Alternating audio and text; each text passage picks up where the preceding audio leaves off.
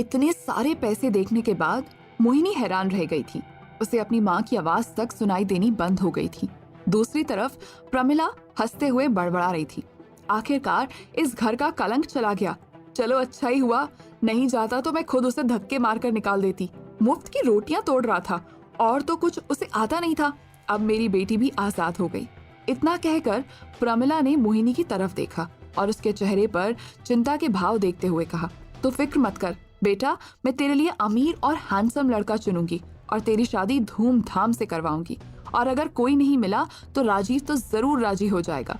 करोड़ों की दौलत है उसके पास, और क्या चाहिए। मोहिनी ने अपनी माँ की बात सुनते ही आंखें गोल घुमाई और उसकी बात का कोई जवाब नहीं दिया। साथ ही वो सीधा अंदर चली गई।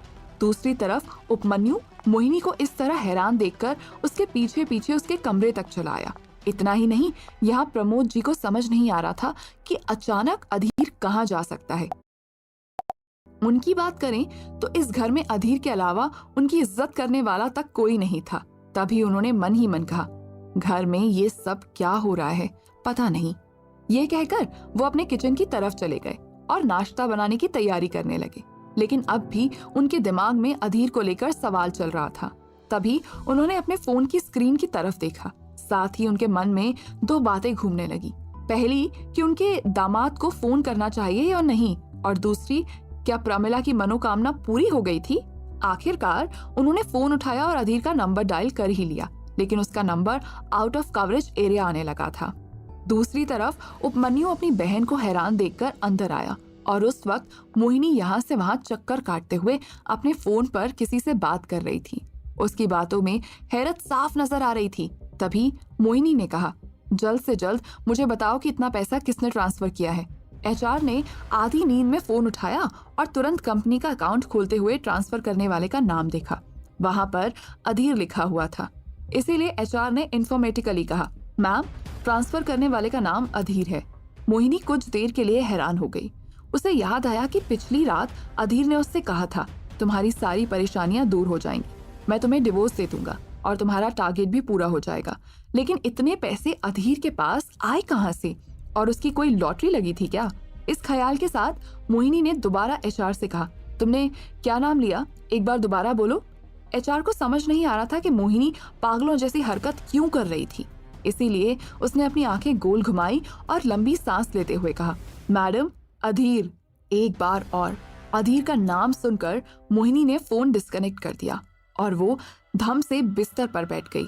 उसके चेहरे पर हैरानी देखकर उपमन्यु भी उसके बगल में बैठा और उसने कंधे पर हाथ रखते हुए उपमन्यु से कहा, मुझे समझ नहीं आ रहा है कि आज सुबह सुबह हमारे घर में हो क्या रहा है। ऐसा लग रहा है जैसे कोई बड़ा तूफान आ गया हो। और अधीर वो कहाँ चला गया? वैसे तो हम सब यही चाहते थे ना कि वो चला जाए, लेकिन आज समझ नहीं आ रहा कि घर पर उसके जाने की खुशी मनानी चाहिए या नहीं। देखो तुम्हारे चेहरे की हैरत बता रही है जैसे ये बहुत बड़ी और बुरी खबर हो। इतना कहकर उपमन्यु ने अपनी आंखें छोटी की और फिर शक से भरे लहजे से कहा, एक बात बताओ, कहीं इन 3 सालों में तुम्हें उससे प्यार तो नहीं हो गया था? मोहिनी ने गुस्से से अपने भाई की तरफ देखा और कहा, क्या बात कर रहे हो, तुम्हारा दिमाग तो ठीक है ना? मुझे और अधीर से प्यार हो ही नहीं सकता। मैं तो बस ये सोच रही हूँ कि उसने मेरे अकाउंट में 100 करोड़ रुपए कैसे ट्रांसफर कर दिए। उसके पास इतना सारा पैसा कहाँ से आया? उपमन्यु तुरंत झटके से उठ खड़ा हुआ और उसे अपने कानों पर भरोसा ही नहीं हो रहा था। जिस इंसान को वो इतने दिनों से जलील कर रहा था और जो इंसान पाई पाई का मोहताज बना हुआ था, वो एक रात में करोड़पति कैसे हो सकता था? ये सोचते हुए उसने कुछ देर तक कमरे में चक्कर लगाया और फिर झटके से अपनी बहन की तरफ देखा। साथ ही फिर से हैरानी के साथ उसके बगल में बैठ गया। अब दोनों भाई बहनों के चेहरे पर एक जैसी रेखाएं नजर आने लगी थी। फिर कुछ देर बाद उपमन्यु ने उसी हैरानी से कहा, 100 करोड़? ये सच है या तुम सुबह मेरी टांग खींचने की कोशिश कर रही हो? देखो, मैं दावे के साथ कह सकता हूँ तुम्हें कोई गलतफहमी हुई है। उसके पास इतने पैसे हो ही नहीं सकते। वो हर रोज अपनी पॉकेट मनी के लिए तुमसे पैसे मांगता है, फिर अचानक ये क्या? इतना कहकर उसने अपनी गर्दन को झटका दिया। मोनिका, मोहिनी ने गुस्से से उपमन्यु की तरफ देखा और कहा, मुझे भी यकीन नहीं हो रहा। वो मोहिनी अपने शब्दों को पूरा किए बिना चुप हो गई।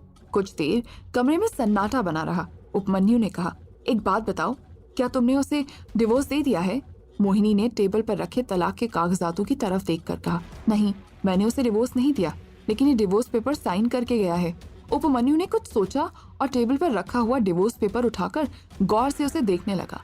फिर उसने मोहिनी के बगल से थोड़ा और उसकी तरफ खींचते हुए धीमी आवाज में कहा, मुझे लगता है उसकी लॉटरी लग गई है और वो अपने पैसे हमसे बचाकर रखना चाहता है। अगर उसने तुम्हें 100 करोड़ दिए हैं तो इसका मतलब उसके पास बहुत ज्यादा पैसे होंगे। मैं तो यही कहूंगा कि जिस आदमी को तुमने 3 साल तक निकम्मेपन के साथ झेला है, उसे अब गलती से भी बिना पूरी बात जाने डिवोर्स मत देना। उपमन्यु के शब्दों में लालच की मिलावट देखकर मोहिनी ने गुस्से से उसकी तरफ देखा और सोचा कि क्या वो सिर्फ पैसों की वजह से किसी ऐसे इंसान के साथ जिंदगी गुजारना चाहेगी जिसे उसने कभी प्यार नहीं किया और ना ही कभी कर सकती है। एक तरफ मोहिनी के मन में सवाल थे तो दूसरी तरफ मोहिनी के घर में अफरा तफरी का माहौल बना हुआ था। यहाँ उपमन्यु को भी झटका लग चुका था। रही बात प्रमोद जी की, वो अचानक अधीर के चले जाने से परेशान थे, लेकिन इन सब के बीच में प्रमिला को ना तो 100 करोड़ के बारे में कुछ पता था और ना ही अधीर के अचानक चले जाने की वजह से उसे कोई गम महसूस हो रहा था। वो तो हमेशा से ही अधीर को उस घर से निकालना चाहती थी। घर पर ये माहौल लंबे समय तक बना रहा।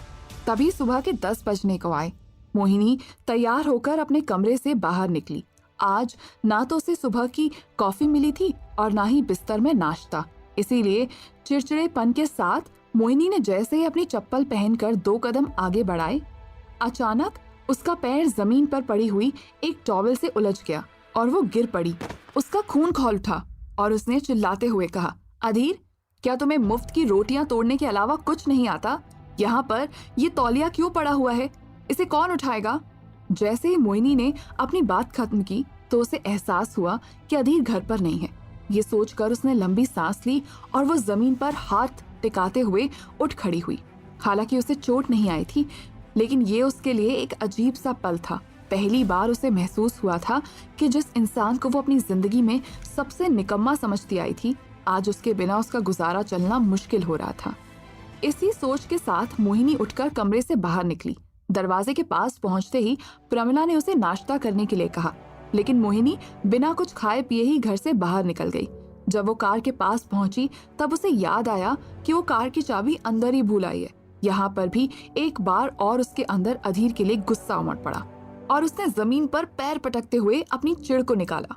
जैसे तैसे तमाम चीजों को याद करते हुए वो ऑफिस पहुंची। तब जूही उसे आते हुए खिड़की से देख रही थी। इतने में जूही के बगल में बैठी असिस्टेंट ने चुगली भरे भाव में कहा, आज तो मैडम खुश होंगी ना, कंपनी का इतना फायदा जो हुआ है। जूही कहती है, लेकिन उसकी चाल से लग नहीं रहा कि वो खुश है। असिस्टेंट ने कहा, अरे तुम समझती नहीं हो, अगर उन्होंने अपनी खुशी हमारे सामने जाहिर कर दी तो इस बार इंक्रीमेंट भी तो देना पड़ेगा ना, इसीलिए वो नाटक कर रही होंगी। ये सुनते ही जूही का चेहरा फीका पड़ने लगा, लेकिन उसके चेहरे के भाव बदलने का कारण इंक्रीमेंट नहीं बल्कि अधीर था। वो मन ही मन चिंता के स्वर में खुद से कहती है, इसका मतलब अब मोहिनी पहले से ज्यादा अमीर हो जाएगी और अधीर के साथ पहले से भी बुरा व्यवहार करेगी। ये अधीर भी ना पता नहीं क्यों इस औरत के पीछे अपनी जिंदगी खराब कर रहा है। ऐसे तो वो बिना प्यार के ही मर जाएगा। कल जब मैंने आगे बढ़कर उससे बात करने की कोशिश की तब भी उसने कोई जवाब नहीं दिया। आखिर उसे कैसे बताऊं कि उसे भी जीने का हक है। जूही को ख्यालों में डूबा देख असिस्टेंट ने उसे झकझोरते हुए कहा, क्या हुआ, क्या सोच रही हो? ऐसे ही सोचती रही तो सुबह सुबह तुम्हारा ही श्री गणेश हो जाएगा। वैसे भी आज मैनेजर ने नया प्रेशर दे दिया है, देख सब लोग कैसे परेशान हैं। इतने में मोहिनी अंदर आई तो उसने देखा ऑफिस में काम कर रहे एम्प्लॉयज आपस में बात कर रहे हैं और उनके माथे पर एक अलग ही टेंशन नजर आ रही है। मोहिनी ने कुछ देर रुककर माहौल को समझने की कोशिश की, लेकिन ऐसा लग रहा था जैसे सुनामी आ गई हो और सब लोग उसमें तैर रहे हों। तभी एक एम्प्लॉय कहता है, पहले क्या कम काम था और ये नया प्रेशर? मैनेजर ने तो हमें समझने तक का ही टाइम नहीं दिया। तभी दूसरे एम्प्लॉय ने इशारा करते हुए उसे गेट की तरफ देखने के लिए कहा। वो इस बात से बेखबर था कि मोहिनी दरवाजे पर खड़ी है। जैसे ही मोहिनी की नजर उस पर पड़ी तभी मोहिनी के चेहरे पर गुस्सा देखकर वो अपनी जगह पर बैठ गया और मोहिनी तेज चाल में अपने केबिन के अंदर चली गई। अंदर आते ही मोहिनी अपनी कुर्सी में बैठकर कुछ देर बाहर देखती रही। उसे नजर आ रहा था कि अब भी कर्मचारी आपस में बातें कर रहे हैं। आखिर बात को समझने के लिए मोहिनी ने अपनी असिस्टेंट को अंदर आने के लिए कहा। जब असिस्टेंट अंदर आई तो उसके चेहरे पर मुस्कुराहट थी। मोहिनी ने हैरानी से उसकी तरफ देखा, कुछ देर उसको समझने की कोशिश की, फिर उसकी आंखों में देखते हुए पूछा, क्या हो गया है? ऑफिस में सब लोग इस तरह से पागलों जैसी हरकत क्यों कर रहे हैं और तुम आज मुस्कुरा क्यों रही हो? असिस्टेंट के चेहरे की खुशी हैरानी में बदल गई। उसे समझ नहीं आ रहा था कि मोहिनी ऑफिस में चल रहे माहौल से अनजान है या फिर अनजान बनने की कोशिश कर रही है। दूसरी तरफ मोहिनी को जहां तक पता था, बोर्ड मेंबर्स ने उसे 1 महीने का समय दिया था और उसके अकाउंट में वो पैसा आज ही ट्रांसफर हो गया था। इस वजह से ऑफिस में शांति का माहौल होना चाहिए था। ये सोचते हुए मोहिनी गौर से असिस्टेंट को देखने लगी। तभी मोहिनी को गुस्सा आया और वो उठ खड़ी हुई। उसने टेबल पर हाथ मारते हुए कहा, मैंने तुमसे एक सिंपल सा सवाल पूछा और तुम अपने ख्यालों में खो गई। बताओ हुआ क्या है? असिस्टेंट ने सर झुकाकर कहा, माफ कीजिए मैडम, पर यह जानकर हैरान हूँ कि इतनी बड़ी बात पूरे ऑफिस में फैल गई है, लेकिन आपको कैसे नहीं पता? मोहिनी ने अपनी आंखें छोटी की और गौर से उसकी आंखों में देखा और फिर पूछा, कौन सी बात? असिस्टेंट कहती है, यही कि अग्रवाल सूद कंपनी बहुत ही जल्द हमारी कंपनी को एक बड़ा कॉन्ट्रैक्ट देने वाली है। क्या मोहिनी और अधीर की बातचीत हो पाएगी? आखिर अधीर अचानक से कहाँ चला गया था? क्या अधीर की सचमुच लॉटरी लग गई थी? तो दोस्तों, आगे क्या होगा इस रोमांचक कहानी में, जानने के लिए सुनते रहिए सबके दिलों की धड़कन पॉकेट एफएम पर।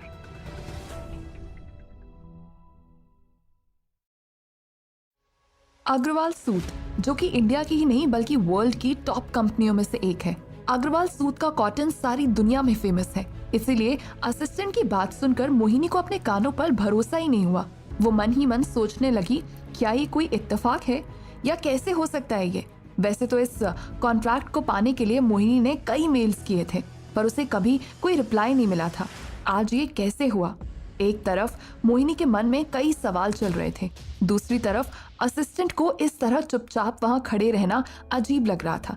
इसीलिए असिस्टेंट ने कहा, मैम, मैंने बाहर से भी पता करने की कोशिश की। खबर तो ये है कि हमें महीने में लाखों ड्रेसेस बनाने का काम मिलने वाला है। इस हिसाब से लगभग 1000 से ज्यादा ड्रेस एक दिन में सिलवानी होंगी। प्रोडक्शन भी बढ़ाना होगा, इसीलिए फ्लोर मैनेजर ने सभी एम्प्लॉयज को एक टेंटेटिव प्लान रेडी करने के लिए कहा है। इतना ही नहीं, मेल में ये भी मेंशन किया हुआ था कि बहुत ही जल्द अग्रवाल सूद से कोई ना कोई यहाँ कंपनी को इंस्पेक्ट करने भी आएगा और हमारी क्षमता के बारे में पता लगाने की कोशिश करेगा। अब मोहिनी को ये भी समझ नहीं आ रहा था कि इतनी बड़ी कंपनी ने मोहिनी की कंपनी को कॉन्ट्रैक्ट दिया है या देने वाली है। ये तो अब तक पता कैसे नहीं चला। ये सोचकर मोहिनी ने असिस्टेंट से कहा, वाओ, दैट्स गुड न्यूज। बस मुझे ये बताओ कि अग्रवाल कंपनी का मेल किसने रिसीव किया और मुझे क्यों नहीं इन्फॉर्म किया गया? असिस्टेंट फिर हैरान होकर कहती है, मैम, आपकी ही तो मेल आईडी पर मेल आया है। मैंने तुरंत एचआर को इन्फॉर्म किया और फ्लोर मैनेजर को भी। रही बात आपकी, आज से पहले मुझे कभी आपकी मेल की इन्फॉर्मेशन देने की आपको जरूरत नहीं पड़ी और आपने खुद ही मुझसे कहा था कि आप सुबह सबसे पहले कंपनी के मेल चेक करती हैं। लगता है आज आपको समय नहीं मिला होगा। बात तो सही थी। हर दिन जब मोहिनी सुबह उठती थी तब अधीर कॉफी का मग उसके हाथ में पकड़ा देता था और मोहिनी तुरंत अपना फोन उठाते हुए अपने ईमेल और मैसेजेस चेक करती थी। पर आज तो मोहिनी को ना समय मिला, ना कॉफी और ना ही नाश्ता। ये सोचकर मोहिनी अपने सिस्टम पर बैठी और उसने तुरंत वो मेल चेक करते हुए अपने असिस्टेंट को केबिन में जाने के लिए कहा और साथ ही मैनेजर को अपने केबिन में बुलाया। आज का दिन मोहिनी के लिए बहुत ही अलग था। वो उसे समझ ही नहीं आ रहा था कि उसे खुशी मनानी चाहिए या फिर इस बात का गम कि उसके अलावा बाकी सब लोग कंपनी की तरक्की से अच्छी तरह वाकिफ हैं, पर वो मालिक होकर भी हर चीज से बेखबर, अपने ही पचड़ों में फंसी हुई है। मोहिनी ये सब सोच ही रही थी कि तभी उसके फोन की घंटी बजी। ये एक ट्रांसफर कॉल था जो कि उसकी असिस्टेंट ने अभी अभी बात करने के बाद उसे ट्रांसफर किया था। जैसे ही मोहिनी ने लैंडलाइन फोन उठाया तभी असिस्टेंट ने कहा, मैम, अग्रवाल सूद से आपके लिए फोन आया है। वो आपसे मिलने के लिए अपॉइंटमेंट लेना चाहते हैं। इतना सुनते ही मोहिनी को लगा कि आज तो वो किसी भी बड़े काम के लिए तैयार ही नहीं थी, पर अब जब इतनी बड़ी अपॉर्चुनिटी को मना नहीं कर सकती थी तो उसने तुरंत फोन ट्रांसफर करने के लिए कहा। और जैसे ही अग्रवाल सूद की रिप्रेजेंटेटिव नताशा ने उसे आदर के साथ ग्रीट किया, वो हैरान हो गई। तभी नताशा ने अपनी बात खत्म की और मोहिनी ने फोन रखते हुए एक लंबी सांस लेकर एक घूंट में ग्लास में भरा हुआ सारा पानी पी लिया। इतने में एक बार और मोहिनी के फोन की घंटी बजी। ये फोन उपमन्यु का था। वो अब भी अधीर के साथ किए गए व्यवहार के लिए पछता रहा था। फोन उठाते ही उपमन्यु ने मोहिनी से कहा, क्या लगता है तुम्हें, उसने तुम्हें सारे पैसे दे दिए होंगे? कहाँ गया होगा वो? मैं तो कहता हूँ अभी भी तुम डिवोर्स देने के बारे में बिल्कुल मत सोचना।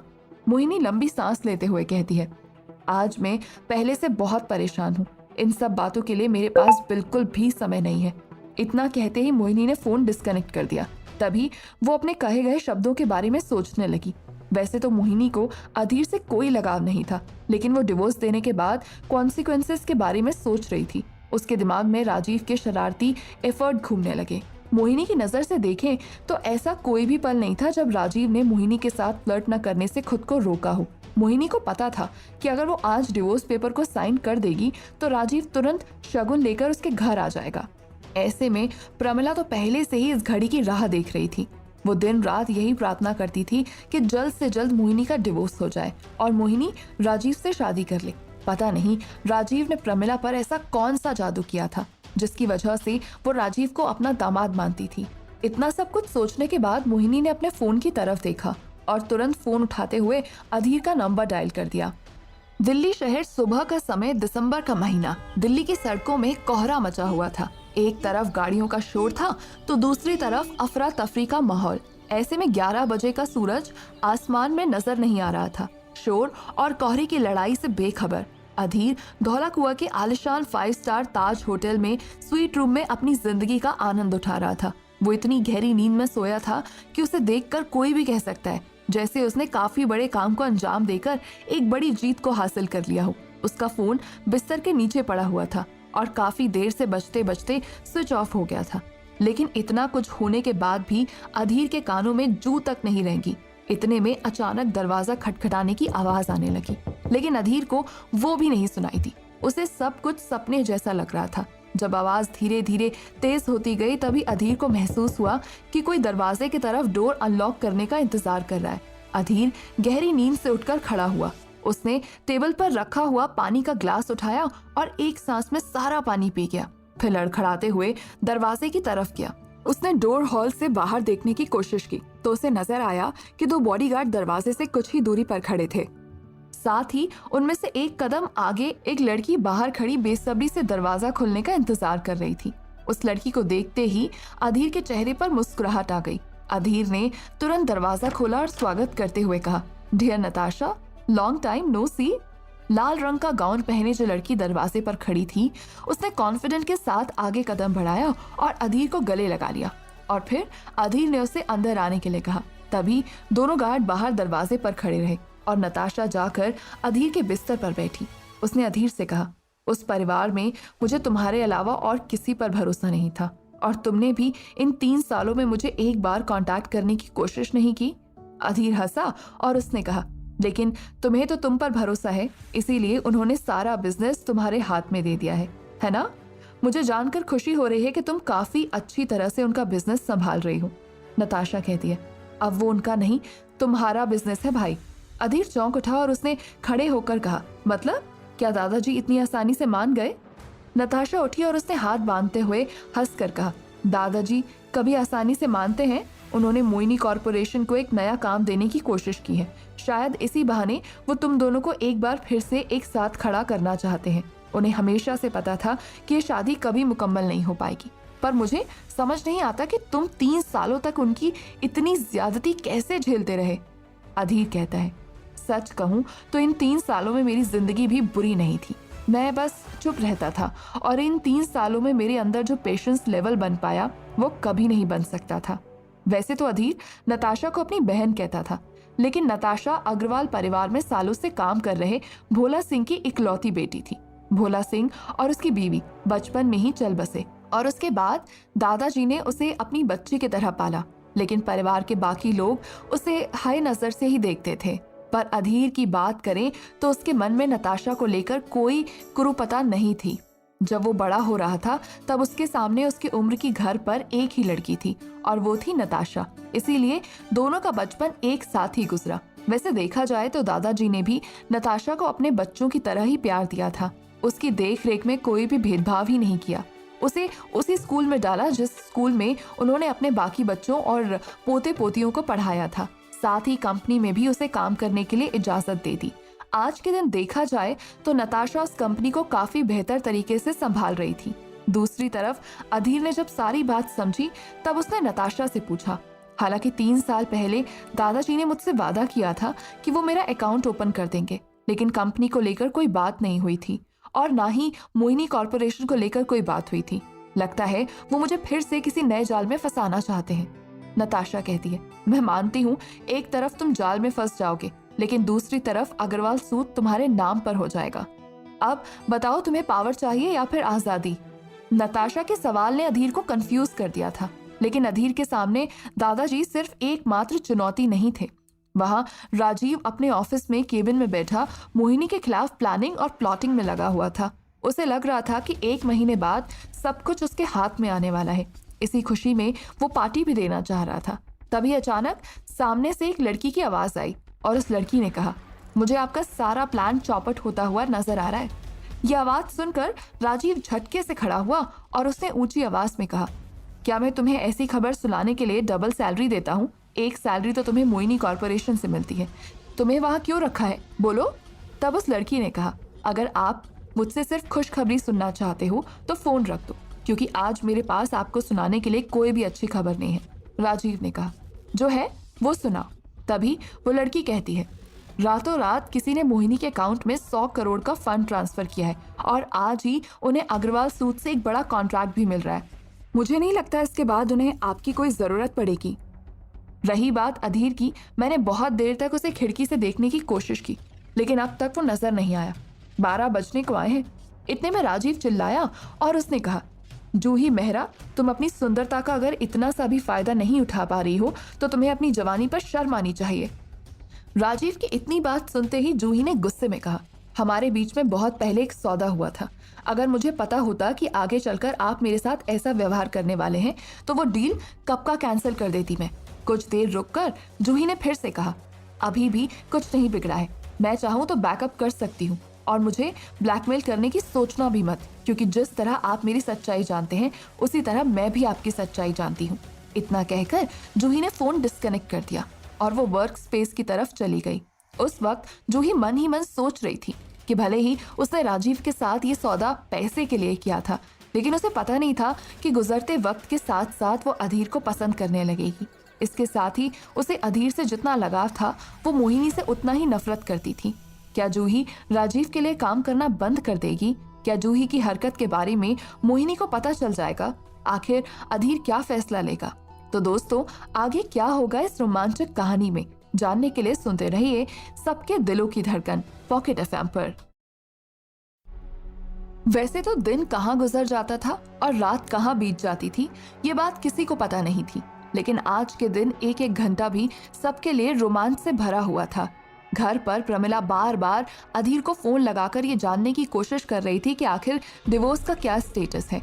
उसने 1-2 बार मोहिनी को भी फोन लगाकर पूछने की कोशिश की, लेकिन मोहिनी ने उसका फोन हर बार डिस्कनेक्ट कर दिया। अब प्रमिला के पास बात करने के लिए उपमन्यु के अलावा और कोई नहीं था। प्रमिला सोफे से उठ खड़ी हुई। उसने उपमन्यु के कमरे की तरफ देखा। इससे पहले कि प्रमिला उपमन्यु से बात करने उसके कमरे की तरफ जाती, तभी प्रमोद जी किचन से बाहर आए और उन्होंने प्रमिला से सामान्य शब्दों में पूछा, क्या तुम्हें अधीर की कोई जानकारी मिली? प्रमिला चिढ़ते हुए कहती है, तुम्हें बड़ी फिक्र हो रही है, और हाँ, होगी भी क्यों नहीं। तुम दोनों घर में एक जैसे जो थे तो दुख सुख बांटा करते होगे कि नहीं? अब तुम अकेले रह गए हो। इतना कहकर प्रमिला प्रमोद जी को नजरअंदाज करते हुए आगे बढ़ती चली गई। तभी प्रमोद जी ने पहली बार प्रमिला का हाथ पकड़ा और प्रमिला ने पलटकर उनकी आंखों में देखा, साथ ही अपना हाथ झटकते हुए कहा, तुम्हारी हिम्मत कैसे हुई मेरा हाथ पकड़ने की? प्रमोद जी ने सरल भाव से कहा, तुम्हें मुझ पर जितना गुस्सा दिखाना है दिखा लो प्रमिला, लेकिन मैं एक बात तुमसे साफ साफ कह देता हूँ, अधीर जैसा दिखता है वैसा है नहीं। मैं दावे के साथ कह सकता हूँ कि एक दिन तुम्हें पता चलेगा कि वो बहुत अमीर परिवार से ताल्लुक रखता है। क्या तुम्हें उसकी हरकतों से समझ नहीं आता? उसका उठना बैठना, लोगों के साथ व्यवहार करना कुछ भी अनपढ़ गंवार जैसा नहीं है। हो सकता है कुछ सालों पहले उसके परिवार वालों ने उसे अपनी जायदाद से बेदखल कर दिया हो या फिर उसे सबक सिखाने की कोशिश की हो। प्रमिला हंसने लगी और फिर उसने सांस रोकते हुए कहा, दिन भर सीरियल देखते देखते तुम्हारी खोपड़ी में सिर्फ कहानियां घूमने लगी हैं और कुछ नहीं। जाओ, जाकर दिन का खाना बनाओ। इतना कहकर प्रमिला उपमन्यु के कमरे की तरफ चली गई। उस वक्त उपमन्यु अपने ख्यालों में खोया हुआ था। उसे अपने किए पर शर्मिंदगी महसूस हो रही थी। साथ ही उसका आज गेम खेलने में भी मन नहीं लग रहा था। उसके दिमाग में अपनी बहन के कहे हुए 2 ही शब्द घूम रहे थे। वो 2 शब्द थे 100 करोड़। मोहिनी चाहे जितनी भी अमीर क्यों ना हो, उपमन्यु की बात करें तो वो भी एक नंबर का निकम्मा था। उसे तो ये भी नहीं पता था कि 100 करोड़ में कितने शून्य लगते हैं। दूसरी तरफ यहाँ अपने ऑफिस के केबिन से अपने मैनेजर के साथ बाहर आते हुए मोहिनी ने सभी एम्प्लॉयज को संबोधित करते हुए कहा, आज तक हमारे सामने एक चुनौती थी कि हम 1 महीने में इतने क्लाइंट ढूंढे जो हमारी नैया पार लगा दे और हमारे बिजनेस को डूबने से बचा दे। जैसे कि आप सभी को पता है, आज बिना किसी कोशिश के हमारी ये मनोकामना पूर्ण हो गई है। इसीलिए अब हमें इस डील को सक्सेसफुल बनाना है। जैसे कि आप सबके सामने फ्लोर मैनेजर शांतनु ने अपने अपने हिसाब से प्लानिंग बनाने की चुनौती रखी है। उम्मीद है आप लोग शाम तक उस चुनौती को पार कर लोगे और कोई एक बेहतर प्लान निकल कर आएगा। साथ ही मैं आपको बताना चाहती हूँ कि कल सुबह अग्रवाल सूद की रिप्रेजेंटेटिव नताशा हमारी कंपनी में आएगी। वो कंपनी की क्वालिटी की जांच करेगी और साथ ही ये देखने की कोशिश करेगी कि हम उनके टारगेट्स पूरे कर देंगे या फिर नहीं। इसीलिए मैं आप सब लोगों से रिक्वेस्ट करना चाहती हूँ और साथ ही ये भी कहना चाहती हूँ कि हम सब दिन रात मेहनत करके सब लोग मिलकर इस कंपनी को नई ऊंचाइयों तक लेकर जाएंगे। जैसे ये टारगेट पूरे होंगे, मैं आप सबसे वादा करती हूँ मैं आप लोगों को इंक्रीमेंट भी दूंगी। इंक्रीमेंट की बात सुनते ही एम्प्लॉयज के बीच में खुशी की लहर दौड़ पड़ी। तभी पीछे खड़ी जूही ने अपना तुरंत फोन निकाला और राजीव को मैसेज टाइप करते हुए इन्फॉर्मेशन पास कर दी। राजीव पहले से ही बौखलाया हुआ था। उसे लग रहा था उसके हाथ से लड़की और कंपनी दोनों ही निकलने वाले हैं। लेकिन इस कॉन्ट्रैक्ट के बारे में जानते ही उसके दिमाग में नई तरकीब आई। उसे लगने लगा कि ये डील मोहिनी कॉर्पोरेशन के लिए बड़ी डील है। इस वक्त उनके पास इस डील को हैंडल करने जितनी प्रोडक्शन कैपेबिलिटी होनी चाहिए, जो कि उनके पास नहीं है। ऐसे हालात में मोहिनी कॉर्पोरेशन को राजीव की मदद लेनी ही होगी। ये सोचते हुए वो मुस्कुराया और अपनी कुर्सी पर बैठ गया। घर पर प्रमोद जी के दिमाग में अभी कई सारे सवाल घूम रहे थे। तभी उन्होंने एक बार और अधीर को फोन लगाया। दूसरी तरफ अधीर उस वक्त नताशा के साथ 3 साल बाद वेस्ट गेट मॉल में शॉपिंग करने के लिए निकला था। इन 3 सालों में आज तक उसने वही पुराने कपड़े पहने थे जो उसकी सास उसे देती थी। इतने में अधीर के फोन की घंटी बजी। उसने फोन की स्क्रीन को देखा तो वो प्रमोद जी का कॉल था। अधीर का मन किया कि वो तुरंत फोन उठाकर प्रमोद जी से बात करे, क्योंकि मोहिनी के घर में अगर उसे कोई समझने वाला था तो वो प्रमोद जी। लेकिन आगे फैसला लेने से पहले अधीर ने नताशा की तरफ देखा और नताशा ने ना में सर हिलाया। जैसे ही उसने फोन डिस्कनेक्ट किया, उसके फोन पर घंटी फिर से बजने लगी। तभी अधीर ने देखा, मेरे ससुर जी इतनी जल्दी हार नहीं मानने वाले। पर जब उसने फोन की स्क्रीन पर फिर से देखा तो वो हैरान रह गया। ये प्रमोद जी का नहीं बल्कि मोहिनी का कॉल था। इस बार अधीर ने नताशा की तरफ देखे बिना ही तुरंत फोन उठाते हुए हेलो कहा। अधीर के मुंह से हेलो सुनते ही मोहिनी को समझ नहीं आ रहा था कि वो उसे क्या कहे। कुछ सोचने के बाद मोहिनी कहती है, तुम इस तरह घर छोड़कर नहीं जा सकते हो अधीर, इसीलिए कह रही हूँ चुपचाप जहाँ भी हो वापस आ जाओ। इतना कहकर मोहिनी ने अपने दांतों तले जुबान दबा ली। यहाँ अधीर को समझ नहीं आ रहा था कि मोहिनी के अंदर अब भी किस बात की अकड़ बची हुई है। तभी अधीर ने कहा, सॉरी मोहिनी, अब जो तुम चाहती हो वो मैं नहीं करने वाला। मैंने तुम्हारी भरपाई कर दी है, तुम उन पैसों के साथ खुश रहो और मैंने अपनी तरफ से डिवोर्स पेपर्स भी साइन कर दिया है। मुझे नहीं लगता अब हमारे बीच में कोई और रिश्ता हो सकता है, जिस नाते तुम मुझे ऑर्डर दो।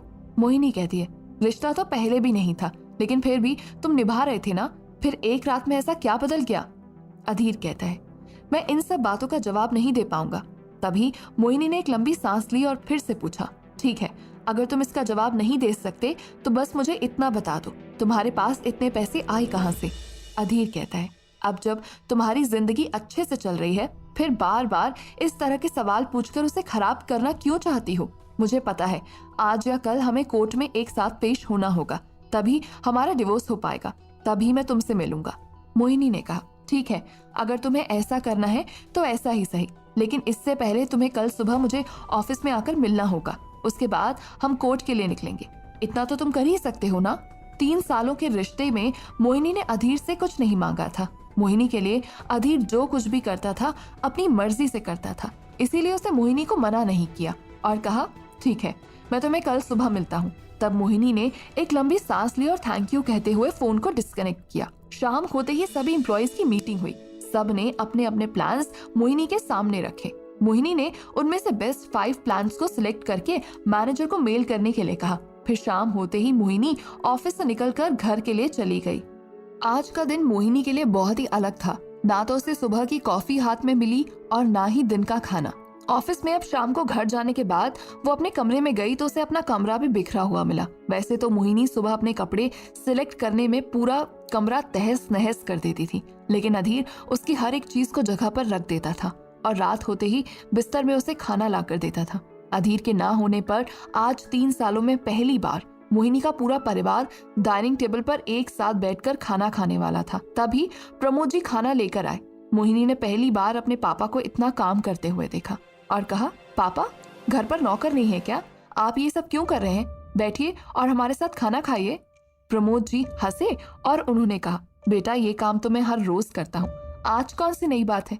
वो बात अलग है कि तुम आज अपने रूम से निकलकर यहाँ खाना खाने आई हो, वरना इन 3 सालों में तुमने ये भी पता नहीं किया होगा कि मेरी जिंदगी किचन में ही कट रही है।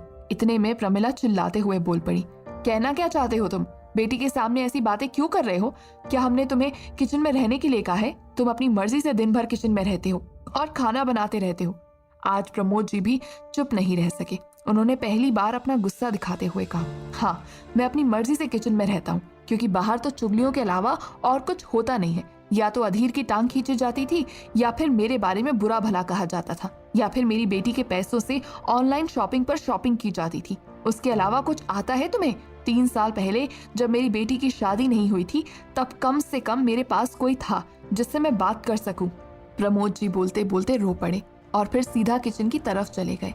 तभी मोहिनी ने उपमन्यु को अपनी माँ की तरफ देखा और सवालिया नजर में कहा, ये सब क्या चल रहा है यहाँ? आप दोनों पापा के साथ ऐसा व्यवहार क्यों करते हो? क्यों उन्हें चैन से नहीं जीने देते? उपमन्यु ने कहा, तुम कब से मर्दों के बारे में इतना सोचने लगी? तुमने खुद अपने पति को अपना नौकर बना के रखा था, उस वक्त तुम्हें ये सब याद नहीं आया? तभी मोहिनी ने टेबल पर हाथ मारा और खड़ी हुई और फिर उसने गुस्से से कहा, अधीर से मेरी शादी जोर जबरदस्ती में हुई थी। ना तो शादी से अधीर खुश था और ना ही मैं, और जो भी वो मेरे लिए करता था अपनी मर्जी से करता था। मैंने कभी उसे नौकर बनने के लिए नहीं कहा, बस माँ उसे टिफिन देकर मेरे ऑफिस भेज देती थी। शाम तक जब मैं आती वो खुद ही मेरा कमरा साफ कर देता था। आप लोगों की तरह मैंने उस पर कभी काम नहीं थोपा। इतना कहकर मोहिनी अपने कमरे की तरफ जाने लगी। तभी उसे याद आया कि उसके पापा ने बड़ी मेहनत से ये खाना बनाया है, इसीलिए मोहिनी पलट कर वापस आई और उसने अपनी प्लेट उठाई। फिर वो किचन में चली गई और उसने किचन की स्लैब पर प्लेट रखते हुए अपने पापा के कंधे पर हाथ रखते हुए कहा, सॉरी पापा, ऑफिस के काम में और तमाम चीजों में मुझे याद ही नहीं रहा कि मैं आपको भूल गई हूँ। चलो अब अपनी बेटी को माफ कर दो, और हाँ आज हम दोनों साथ में खाना खाएंगे। इतना कहकर मोहिनी ने एक और प्लेट निकाली और उसमें खाना डालते हुए अपने पापा की तरफ बढ़ाया और फिर दोनों कुर्सियां आगे खींचते हुए उसने खाना खाने का इशारा किया। प्रमोद जी की आंखें फिर से नम हो गई थीं। अगली सुबह मौसम में कोई बदलाव नहीं था। दिल्ली की सड़क आज भी कोहरे से भरी हुई थी, लेकिन मोहिनी को रात भर न नींद आने के कारण अगली सुबह उसकी नींद लेट खुली। अब तक उसे कोई उठाने भी नहीं आया था। जब मोहिनी ने घड़ी में देखा तो सुबह के 9 बज रहे थे। मोहिनी तुरंत उठ खड़ी हुई और तैयार होकर ऑफिस के लिए निकल पड़ी। आज उसने गाड़ी रफ्तार में भगाई थी। जैसे ही वो ऑफिस पहुंची, उसने देखा ऑफिस की बिल्डिंग के सामने 3-4 लग्जरी गाड़ियां और 2 मर्सिडीज खड़ी थी। मोहिनी समझ गई थी कि अब तक अग्रवाल सूद से आने वाले लोग वहां पहुंच गए होंगे, लेकिन वो इतनी सारी कारें लेकर क्यों आए हैं, ये बात मोहिनी को समझ नहीं आ रही थी। जैसे ही वो अपनी कार से उतरी, तभी उसने राजीव को दरवाजे पर खड़े देखा। साथ ही उसकी असिस्टेंट दौड़कर उसके पास आई और उससे कहने लगी, मैम आपको आने में समय लग गया, अब तक सारे बोर्ड मेंबर्स आ चुके हैं। मोहिनी ने झटके से कहा, सारे बोर्ड मेंबर्स? मैंने तो किसी को नहीं बुलाया, बोर्ड मेंबर्स क्यों आए हैं? इतना कहकर मोहिनी ने राजीव की तरफ गुस्से से देखा। क्या बोर्ड मेंबर्स को राजीव ने बुलाया था? क्या अधीर मोहिनी से मिलने आएगा? क्या प्रमोद जी की जिंदगी में कोई बदलाव आएगा? तो दोस्तों, आगे क्या होगा इस रोमांचक कहानी में, जानने के लिए सुनते रहिए सबके दिलों की धड़कन, सिर्फ पॉकेट एफएम पर।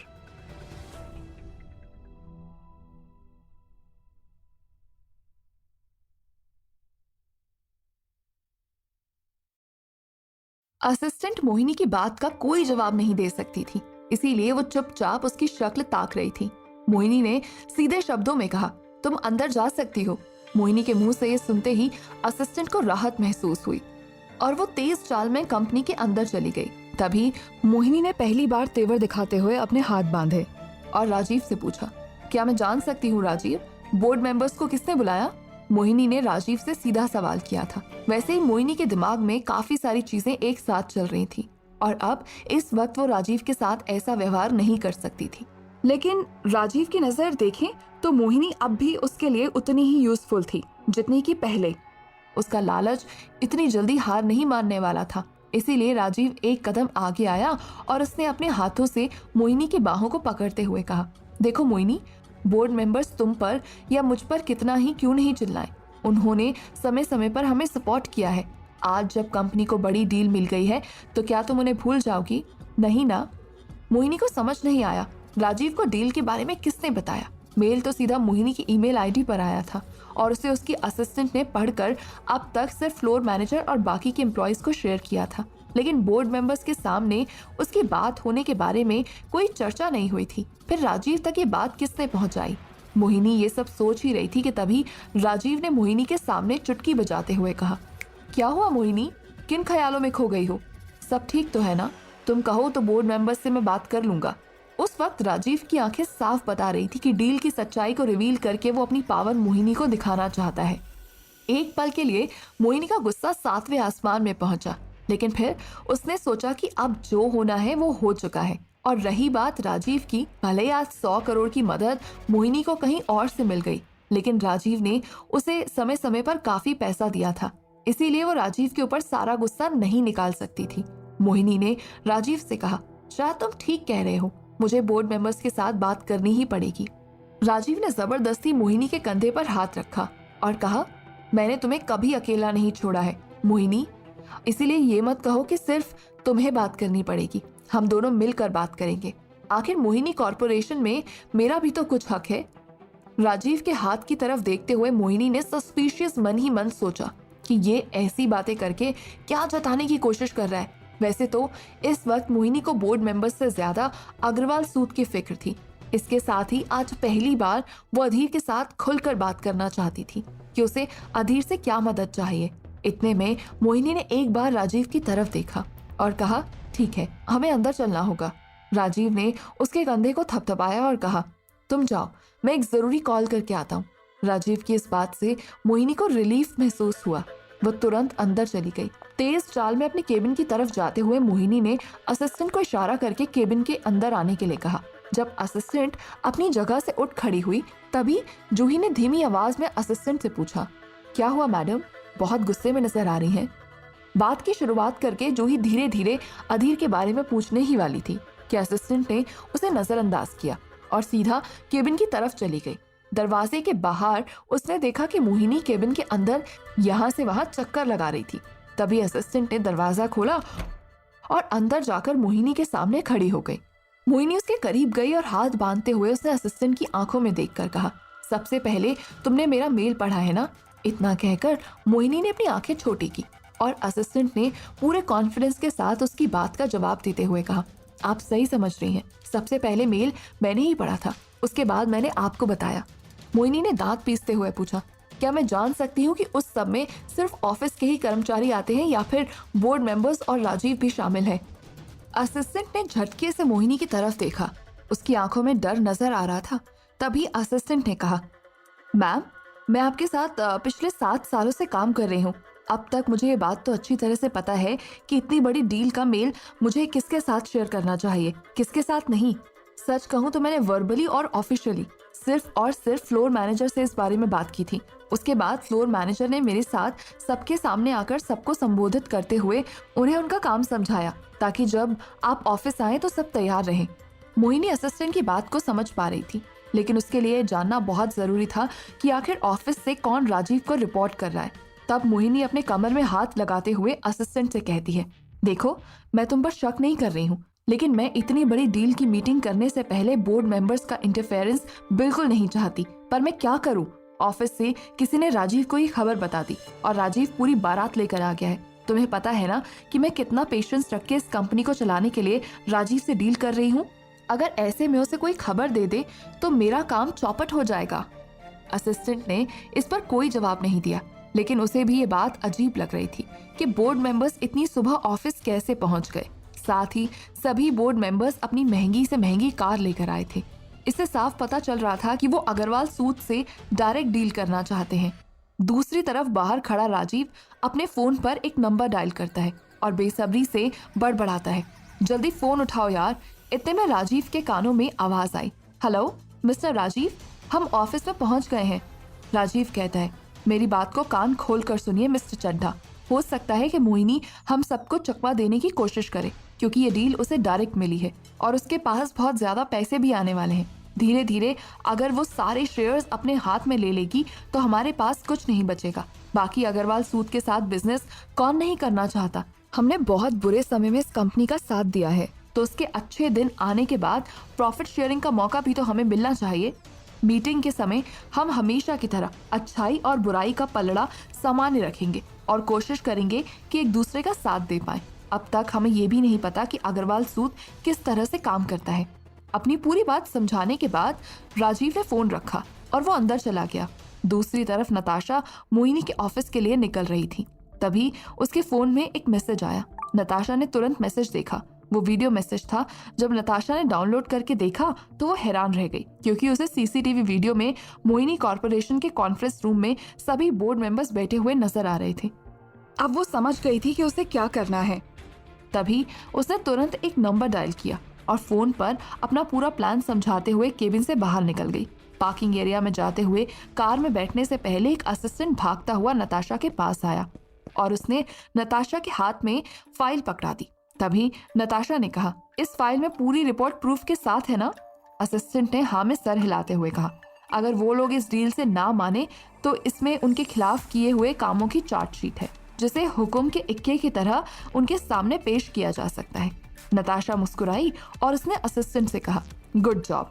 इतना कहकर वो ड्राइवर की तरफ मुड़ी और उसने ड्राइवर से गाड़ी बाहर निकालने के लिए कहा। नताशा को बेफिजूल में हाई फाई कार में घूमना पसंद नहीं था, इसीलिए वो रोल्स रॉयस नहीं बल्कि होंडा सिटी से ट्रैवल करती थी। जैसे ही वो मोहिनी कॉर्पोरेशन की बिल्डिंग के पास पहुंची तो वो 4 रोल्स रॉयस देखकर हैरान रह गई। उसे समझ नहीं आ रहा था कि वहां कौन दिखावा करने की कोशिश कर रहा है। इतने में नताशा ने अपना फोन निकाला और एक वीडियो बनाकर अननोन नंबर पर सेंड कर दिया। दूसरी तरफ अधीर अब भी अपने 5 स्टार होटल के स्वीट में आराम कर रहा था। अचानक उसके फोन पर नोटिफिकेशन आया और जब उसने फोन उठाकर देखा तो वो नताशा का मैसेज था। नताशा का भेजा हुआ वीडियो देखने के बाद वो जोर जोर से हंसने लगा। जैसे ही उसने फोन किनारे पर रखा तभी एक बार और फोन की घंटी बजी। अधीर मन ही मन सोचने लगा कि नताशा ने इतनी बड़ी बड़ी मीटिंग्स अकेले हैंडल की हैं और आज इतनी छोटी कंपनी से मीटिंग करने के लिए उसे बार बार अधीर का सहारा लेना पड़ रहा है। इसीलिए अधीर तुरंत फोन उठाकर नताशा का मजाक उड़ाने वाला था। तभी एक आदमी ने धीमे स्वर में हेलो कहा और ये आवाज उपमन्यु की थी। उपमन्यु की आवाज सुनते ही अधीर ने कहा, बोलो उपमन्यु, अब तुम्हें मुझसे क्या काम है? उपमन्यु कहता है, जब से मुझे पता चला है कि तुमने मेरी बहन के अकाउंट में 100 करोड़ रुपए ट्रांसफर किए हैं, तब से मुझे नींद नहीं आ रही है। प्लीज मुझे बताओ, क्या तुम इतने अमीर हो या फिर तुमने किसी लॉटरी से ये पैसे कमाए? इससे पहले कि उपमन्यु पूरी बात कह पाता तभी अधीर ने हंसते हुए कहा, देखो ये एक राज की बात है जो मैं तुम्हें बताने वाला हूँ, इसे किसी के साथ शेयर मत करना। दरअसल राजीव तुम्हारा जीजाजी बनना चाहता है और मैं उसके रास्ते की रुकावट बन रहा था, इसीलिए राजीव और मेरे बीच में एक डील हुई थी।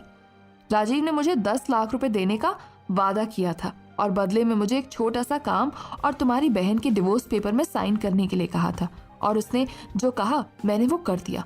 उसके भेजे हुए पैसे तुम्हारी बहन के अकाउंट में ट्रांसफर कर दिए और डिवोर्स पेपर पर साइन करके वहां से चला आया।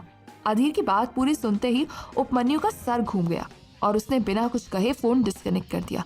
और यहाँ अधीर अपनी सच्चाई बताकर उपमन्यु के साथ लंबी चौड़ी बातचीत नहीं करना चाहता था, इसीलिए उसने झूठ बोलकर एक नया गेम खेलने की कोशिश की। अब उसे पता था कि उपमन्यु सबसे पहले ये बात अपनी माँ को बताएगा और उसकी माँ ये बात मोहिनी से शेयर करेगी और मोहिनी तुरंत उसे डिवोर्स दे देगी, क्योंकि सुबह जब मोहिनी से अधीर की बात हुई थी तब उसे साफ साफ पता चल रहा था कि मोहिनी इतनी जल्दी अधीर को डिवोर्स नहीं देना चाहती।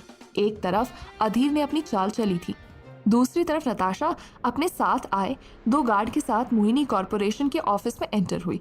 उस वक्त मोहिनी बोर्ड मेंबर्स को समझाने की कोशिश कर रही थी कि उसने मेल आते ही बोर्ड मेंबर्स को इस बारे में क्यों नहीं बताया। इससे पहले कि मोहिनी की बात पूरी हो पाती, नताशा ने तुरंत कॉन्फ्रेंस रूम का दरवाजा खोला और अंदर आते हुए फाइल खोलकर उसमें से एक एक पेपर निकालते हुए बोर्ड मेंबर के हाथ में पकड़ा दिया। उन पेपर्स को देखते हुए बोर्ड मेंबर के होश उड़ गए थे।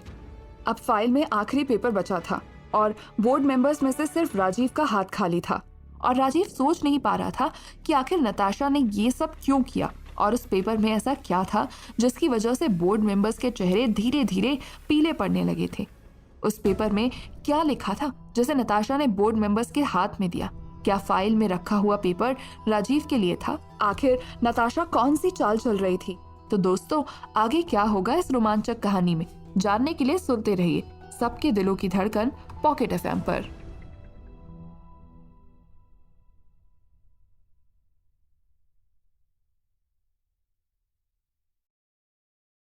कॉन्फ्रेंस रूम काफी खुला और बड़ा था।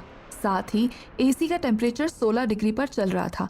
लेकिन अपने हाथों में उस पेपर को पकड़े बोर्ड मेंबर्स के माथे से पसीना आने लगा। तभी मिस्टर चड्डा ने अपने जेब से रुमाल निकाला और माथे को रगड़ा। इतने में सभी बोर्ड मेंबर्स ने एक दूसरे की तरफ देखा। हालांकि उनमें से कोई भी शब्द अपने मुंह से नहीं निकाल पाया। तभी नताशा ने राजीव की तरफ देखा।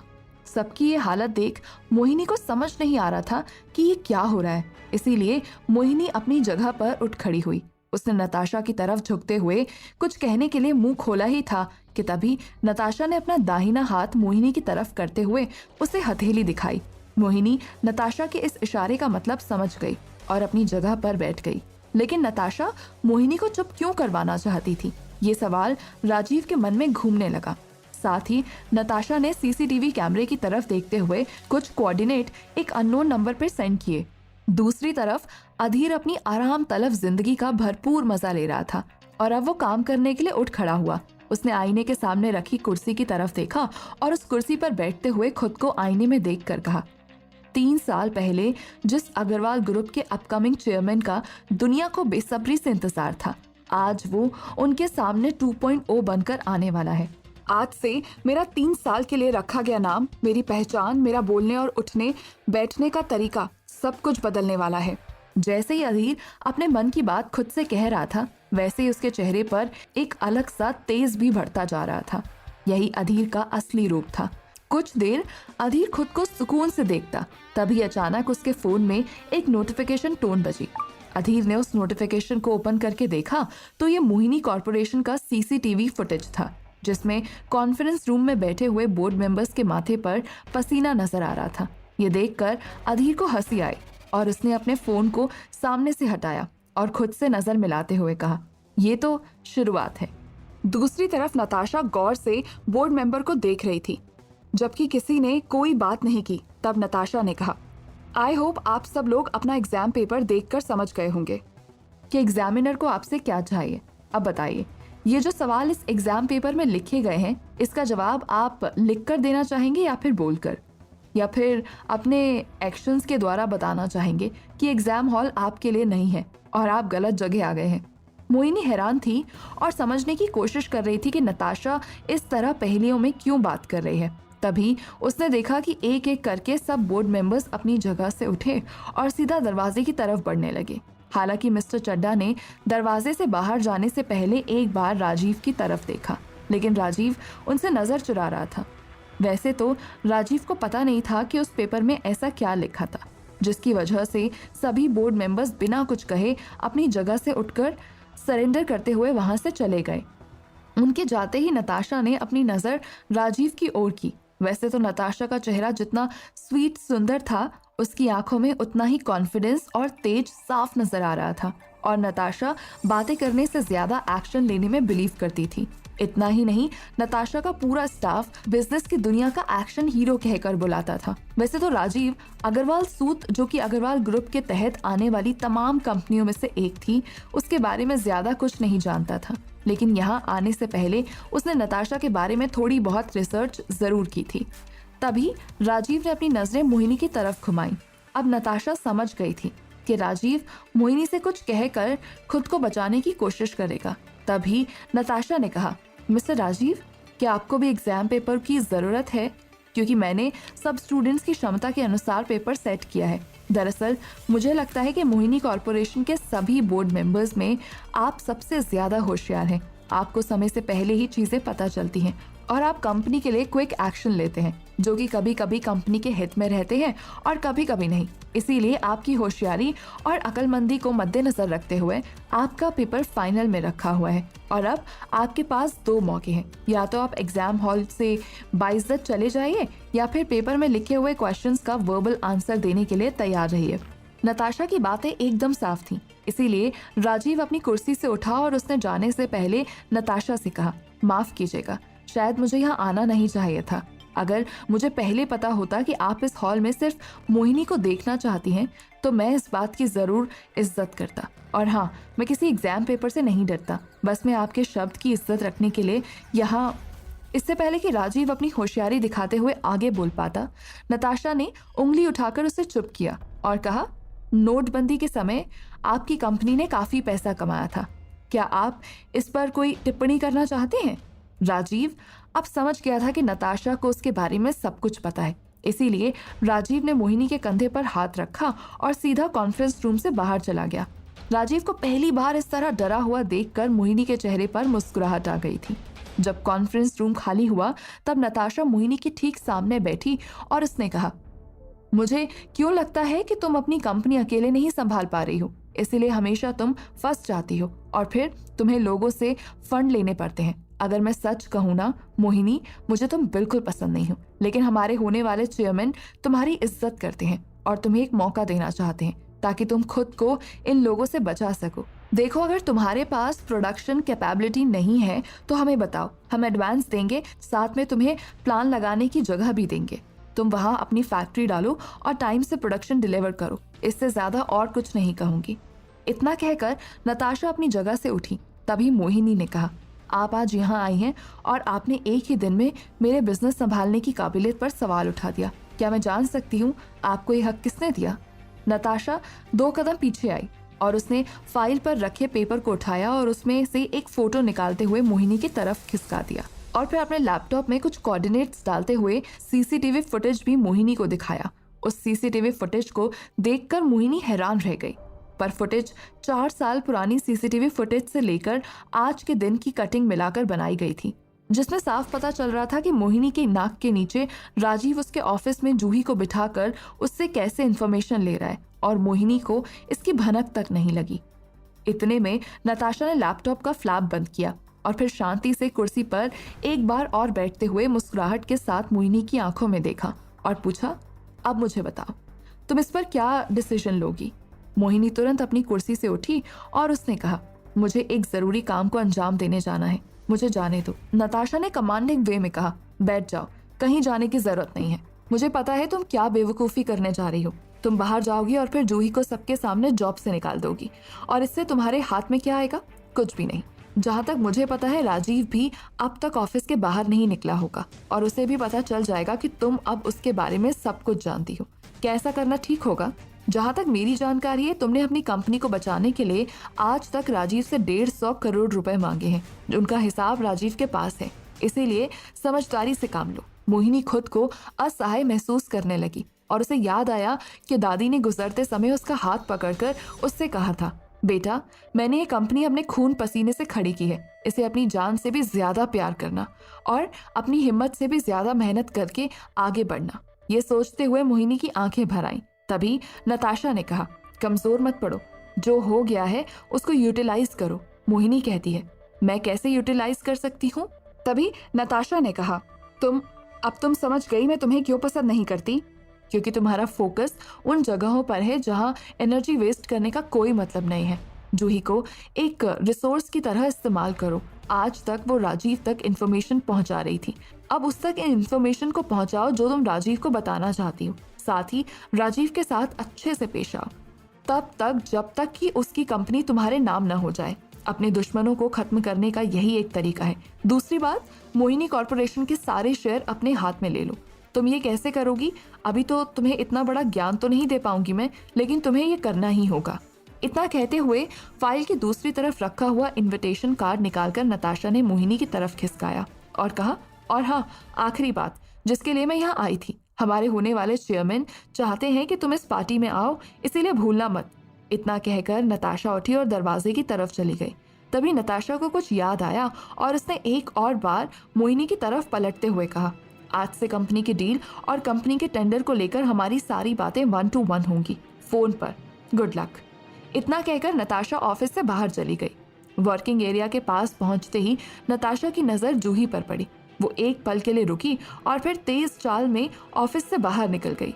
जूही को नताशा का रुकना थोड़ा अटपटा सा लगा, लेकिन इतनी छोटी सी बात वो राजीव से शेयर करके खुद को कमजोर नहीं दिखाना चाहती थी। दूसरी तरफ मोहिनी कॉन्फ्रेंस रूम से बाहर निकलते ही वॉशरूम में गई और उसने खुद को संभालने की कोशिश की और फिर अपने होठों पर लिपस्टिक लगाकर बाहर आई। उसने देखा कि केबिन में राजीव बैठा उसका इंतजार कर रहा था। तब मोहिनी रुकी और उसने लंबी सांस लेकर खुद से कहा, तुम ये कर सकती हो।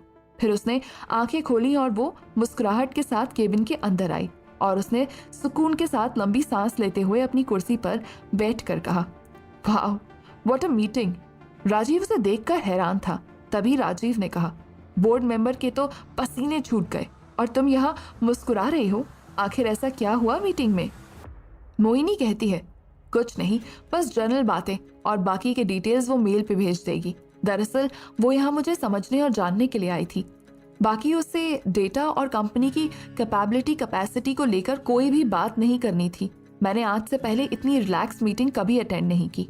राजीव मोहिनी पर ज्यादा दबाव नहीं डाल सकता था, लेकिन फिर भी उसके मन में ये शक पैदा हो रहा था कि जरूर मोहिनी उससे कुछ छुपा रही है। तभी मोहिनी कहती है, मुझे तो बहुत भूख लग रही है, खाना ऑर्डर कर रही हूँ, क्या तुम खाओगे कुछ? खाने से याद आया, राजीव को अब तक अधीर के बारे में कोई जानकारी नहीं थी। तभी राजीव ने मोहिनी से कहा, क्या बात है, आज तुम्हारा टिफिन वाला नहीं आया? इनफैक्ट कल भी शायद नहीं आया था ना? मोहिनी कहती है, अभी भूख लगी है और तुम मेरे टिफिन वाले को याद कर रहे हो। ये वक्त उसके बारे में बातें करने का नहीं है, बल्कि खाना ऑर्डर करने का है। तो बताओ तुम्हारे लिए क्या खाना मंगवाना है, उस पर कॉन्सेंट्रेट करते हैं, ना कि इस बात पर कि कौन कहाँ और कब आएगा और कब जाएगा। मोहिनी आगे क्या डिसीजन लेगी? क्या राजीव मोहिनी का प्लान समझ पाएगा? बोर्ड मेंबर्स ने ऐसा कौन सा क्राइम किया था जिसकी वजह से उनके माथे से पसीने निकलने लगे? तो दोस्तों, आगे क्या होगा इस रोमांचक कहानी में, जानने के लिए इसे सुनते रहिए सबके दिलों की धड़कन पॉकेट एफएम पर।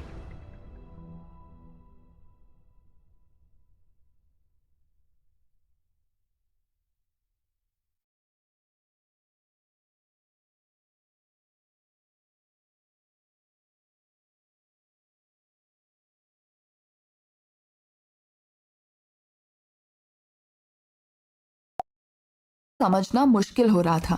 तभी उसने कुर्सी से उठते हुए कहा, दरअसल मोहिनी, मुझे तुमसे कुछ आंकड़ों को लेकर बात करनी थी।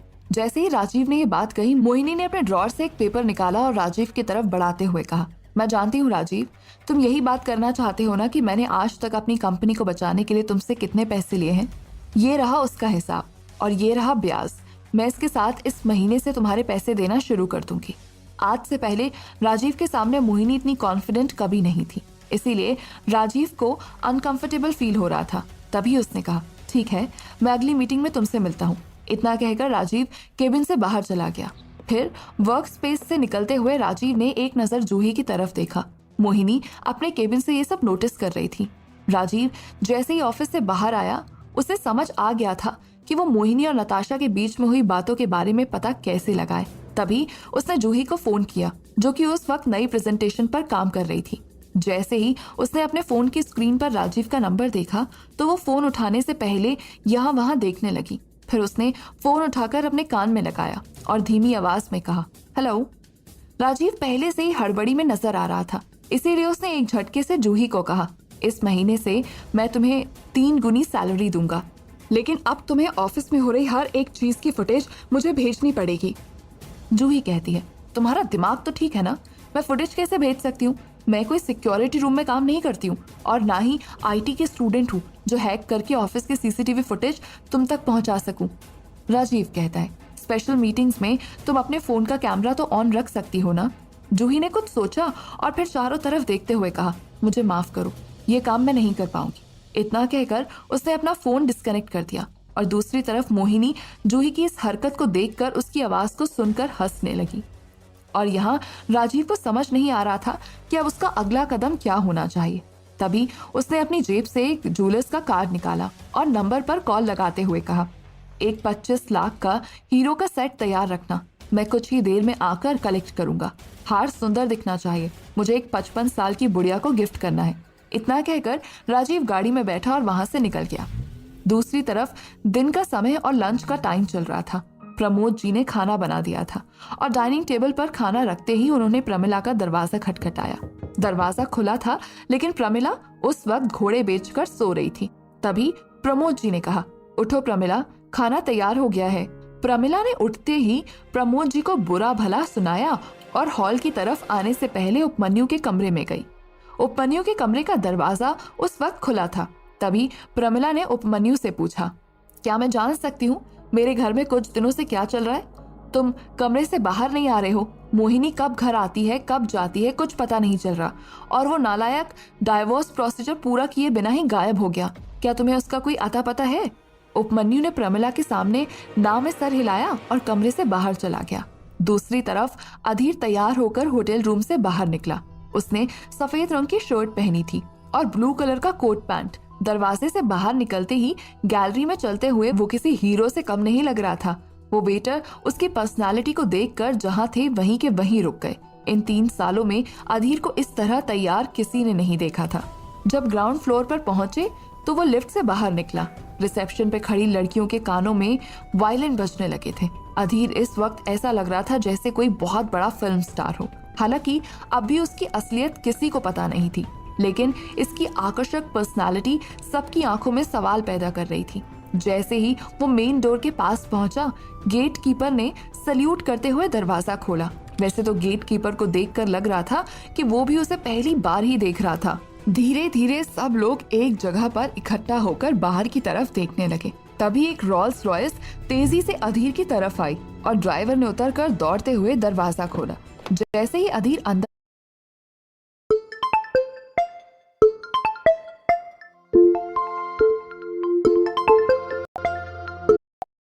तभी एक रोल्स रॉयस तेजी से अधीर की तरफ आई और ड्राइवर ने उतरकर दौड़ते हुए दरवाजा खोला। जैसे ही अधीर अंदर बैठा, उसने ड्राइवर से कहा, सीधा ऑफिस ले चलो। जब रोल्स रॉयस गेट के बाहर निकली, सारी अफरा तफरी खत्म हो गई। सब लोग अपने सामान्य व्यवहार में आ गए। तभी रिसेप्शनिस्ट ने अपनी छाती पर हाथ रखते हुए कहा, यह आदमी क्या आसमान से टपका था? मैंने तो इसकी बुकिंग नहीं ली थी। वैसे कौन था ये? जब उसने चारों तरफ देखा तो सबका यही हाल था। यहाँ मोहिनी के घर पर सभी चुपचाप खाना खा रहे थे।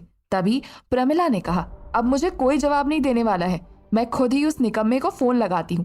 प्रमिला ने अधीर को फोन लगाया। तब तक अधीर की कार हौस खास से गुजर रही थी। अपने फोन की स्क्रीन पर प्रमिला का नंबर देखकर अधीर ने फोन उठाया और कहा, कहिए, मैं आपके लिए क्या कर सकता हूँ? अधीर की बातों में अकड़ देखकर प्रमिला कहती है, इस घर से जाते ही तेरे तो तेवर बदल गए हैं। क्या मैं जान सकती हूँ ऐसा क्या हो गया जिसकी वजह से तू मुझे इतनी अकड़ दिखा रहा है?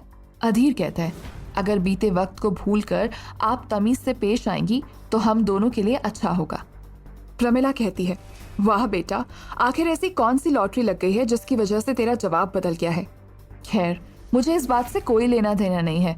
मैं तो बस इतना कहने के लिए फोन कर रही थी कि मुझे तुझसे जरूरी बात करनी है, इसीलिए आज शाम 6 बजे घर आ जा। इस बार सब कुछ सॉर्ट आउट हो जाएगा। फिर उसके बाद न मुझे तुझसे कोई मतलब है और ना ही तुझे मुझसे कोई मतलब होना चाहिए। अधीर ने कहा, मैं वादा नहीं कर सकता, लेकिन समय मिलते ही आ जाऊंगा। आखिरकार आपने 3 सालों तक मुझे खाना जो खिलाया है, नमक का कर्ज तो मैं अदा करके ही रहूंगा। इतना कहकर अधीर ने फोन डिस्कनेक्ट कर दिया। एक तरफ अब प्रमिला शाम होने का इंतजार कर रही थी, तो दूसरी तरफ ऑफिस में लंच का समय एक एक करके ऑफिस के सभी एम्प्लॉइज बाहर जाने लगे। तभी मोहिनी उठकर खड़ी हुई और वर्क स्पेस में आकर सभी एम्प्लॉइज के द्वारा किए गए कामों को देखा। तभी उसने अपने केबिन में वापस जाने से पहले अपनी असिस्टेंट से कहा, come to my cabin. Assistant ने हामी भरी और वो अपना सामान ठीक करने के बाद मोहिनी के केबिन में गई। मोहिनी ने बड़े अदब के साथ उससे कहा, सामने बैठो। वैसे तो मोहिनी हमेशा ही जल्दबाजी में रहती थी, आज पहली बार उसने अपनी असिस्टेंट को आदर के साथ बैठने के लिए कहा था, लेकिन असिस्टेंट के दिल की धड़कनें तेज हो रही थी। उसे ऐसा लग रहा था कि कहीं मोहिनी उसे फायर तो नहीं करने वाली। इसीलिए असिस्टेंट कहती है, मैडम, मेरे दिल की धड़कन बढ़ती जा रही है, प्लीज बताइए आपके मन में क्या है। अगर आप मुझे इस जॉब से निकालना भी चाहती हैं तो भी बता दीजिए, वरना कोई भी खबर सुनने से पहले मुझे हार्ट अटैक आ जाएगा। मोहिनी हंसने लगी और अपना पानी का ग्लास आगे बढ़ाकर उसने कहा, तुम्हें ऐसा क्यों लगता है कि मैं तुम्हें जॉब से निकाल दूंगी? क्या मैं इतनी खराब बॉस हूँ? आज सुबह तुम कह रही थी ना कि तुम 7 साल से मेरे साथ काम कर रही हो, तो क्या इन 7 सालों में तुम मुझे इतना नहीं समझ पाई? फिलहाल मैंने तुम्हें यहाँ इसीलिए बुलाया है ताकि मैं तुम पर और भरोसा कर सकूं। असिस्टेंट को पता था कि ऑफिस में काम बढ़ने वाला है और इस नाते न्यू रिक्रूटमेंट भी होगा और पुराने एम्प्लॉयज की भी पोस्ट बढ़ाई जाएगी। ये सब समझते हुए खुशी के साथ असिस्टेंट ने कहा, अगर ऐसी बात है तो बताइए मुझे क्या करना है। मोहिनी अपनी कुर्सी से उठी और उसने असिस्टेंट के कंधे पर हाथ रखते हुए कहा, मेरा पर्सनल और प्रोफेशनल मेल आईडी सिर्फ और सिर्फ तुम ही एक्सेस करती हो और इतने सालों में मैंने कभी तुम पर कोई शक नहीं किया है। बस अब मैं ये चाहती हूँ कि जब भी मेरा कोई मेल आए तो बिना तुम मुझसे पूछे उसे ऑफिस के किसी के साथ शेयर नहीं करोगी। हो सकता है ऑफिस में लोग तुम्हारे दोस्त बन रहे हो, लेकिन वो कंपनी के लिए खतरनाक भी हो सकते हैं। मैं तुम्हारे सामने किसी का नाम नहीं लूंगी, बस तुम्हें चौकन्ना करना चाहती हूँ ताकि कोई और तुम्हारे भरोसे का गलत फायदा न उठाए। अब तुम जा सकती हो। मोहिनी को किस पर शक था ये बात तो असिस्टेंट पता नहीं लगा पाई, लेकिन इतना जरूर समझ गई थी कि मोहिनी को उसके बारे में पता चल गया है, जिसने कंपनी की इंफॉर्मेशन लीक की थी। जैसे ही असिस्टेंट केबिन के बाहर आई तब जूही उसका ऑफिस के बाहर इंतजार कर रही थी। जूही के लिए अब ऑफिस की इंफॉर्मेशन निकालना एक चुनौती बन चुकी थी, लेकिन फिर भी उसने कोशिश करते हुए असिस्टेंट से कहा, क्या हुआ, लंच के लिए जाते जाते अचानक बॉस ने तुम्हें केबिन में क्यों बुलाया? जब जूही ने ये बात पूछी तब असिस्टेंट के मन में शक उठने लगा और उसने अपने चेहरे पर नकली मुस्कुराहट रखते हुए कहा, कुछ नहीं, वो बस दिन के काम की रिपोर्ट पूछ रही थी। इतना कहकर असिस्टेंट वहां से सीधी चली गई और जूही उसे देखती रह गई। यहाँ अधीर की कार ऑफिस के एंट्रेंस पर रुकी। ड्राइवर ने कार का दरवाजा खोला और अधीर ने उतरते हुए 5 माले की आलीशान बिल्डिंग को सर उठाकर देखा। उस बिल्डिंग के कांच अभी भी चमक रहे थे और एंट्रेंस पर खड़ा गार्ड गौर से अधीर को ही देखकर पहचानने की कोशिश कर रहा था। हालांकि अधीर को 3 साल के बाद पहचानना किसी के लिए आसान नहीं था, वो भी तब जब कंपनी में लगभग सभी एम्प्लॉयज बदल गए हों, लेकिन किसी ने उसे अंदर जाने से रोका नहीं। अधीर ने लिफ्ट का बटन दबाया और लिफ्ट ओपन होते ही उसने अपना पुराना कार्ड लगाते हुए सीधा 5वीं मंजिल पर चला गया। उस वक्त नताशा अपने केबिन में बैठी मोहिनी कॉर्पोरेशन की सारी फाइल्स चेक कर रही थी। तभी अधीर ने दरवाजा खटखटाया। नताशा ने नजर उठाकर दरवाजे की तरफ देखा तो अधीर को वहां देखते ही उसकी आंखों में चमक आ गई और उसने बाहें फैलाते हुए अधीर का ऑफिस में स्वागत किया। अधीर ने नताशा को गले लगाया और फिर उसकी कुर्सी पर जाकर बैठ गया। बाहर दरवाजे पर बैठा असिस्टेंट नजर झुकाकर अधीर को देख रहा था। उसने आज तक नताशा के चेहरे पर इतनी चमकती मुस्कुराहट कभी नहीं देखी थी। उसे समझ नहीं आ रहा था कि ये कौन है जिसके आने पर नताशा इतनी खुश है। तभी अधीर कहता है, मैंने सोचा भी नहीं था कि तुम इस ऑफिस को इस तरह से रेनोवेट कर दोगी। जहां तक मैं देख पा रहा हूँ, सिक्योरिटी गार्ड से लेकर एम्प्लॉयज तक तुमने सबको बदल दिया है। नताशा कहती है, तुम तो अच्छी तरह से जानते हो ना, मेरा काम करने का तरीका अलग है। मुझे चापलूस लोग बिल्कुल पसंद नहीं है। मेरे माँ बाप ने मुझे चापलूसी नहीं सिखाई, भले ही वो मेरे बड़े होने से पहले ही चले गए थे। अधीर कहता है, तुम ऐसे हमेशा भड़कती क्यों रहती हो, जरा शांत रहा करो। इतने में नताशा ने कहा, ये सब छोड़ो, अब जब तुम आ ही गए हो तो थोड़ी काम की बातें कर लेते हैं। अधीर कहता है, मुझे भी लग रहा है कि अब आराम बहुत हो गया, इसीलिए मुझे सबसे पहले कुछ काम खत्म करना है। इन 3 सालों में प्रमिला ने मुझे जितना खिलाया पिलाया है उसका एक एवरेज कॉस्ट निकालो और उस कीमत का गिफ्ट तैयार करो और साथ ही मोहिनी कॉर्पोरेशन के सारे शेयर्स खरीदकर मोहिनी के नाम कर दो। जैसे ही ये 2 काम हो जाए मैं डाइवोर्स के लिए कोर्ट जाऊंगा और उसके बाद ही दुनिया असली अधीर अग्रवाल को पहचानेगी। नताशा कहती है, दादाजी ने तुम्हें ये नाम सिर्फ 3 साल के लिए दिया था, क्या तुम पूरी जिंदगी इसी नाम के साथ गुजारने वाले हो? अधीर कहता है, इस नाम ने मुझे बहुत कुछ सिखाया है, मैं इसे छोड़ नहीं सकता। आज जब मैं आईने में खुद को देख रहा था तो मैं सोच रहा था, मुझे एहसास हुआ कि भले ही मैं इस दुनिया में 28 साल पहले आया था, लेकिन ये 3 साल मेरी जिंदगी में बहुत अहम थे। इतना कहकर अधीर कांच के विंडो से बाहर दौड़ती भागती कारों को देख रहा था। अधीर का असली नाम क्या था? दादाजी ने अधीर का नाम क्यों बदला? क्या प्रमिला जान पाएगी कि उसके दामाद करोड़पति है? तो दोस्तों, आगे क्या होगा इस रोमांचक कहानी में, जानने के लिए इसे सुनते रहिए सबके दिलों की धड़कन पॉकेट एफएम पर।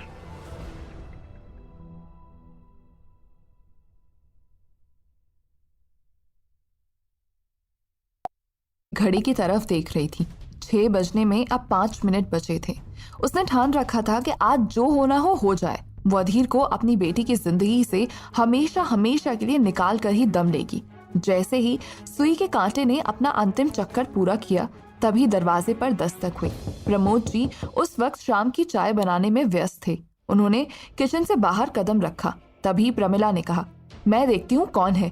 प्रमिला ने आज पहली बार प्रमोद जी को कोई काम करने से रोका था।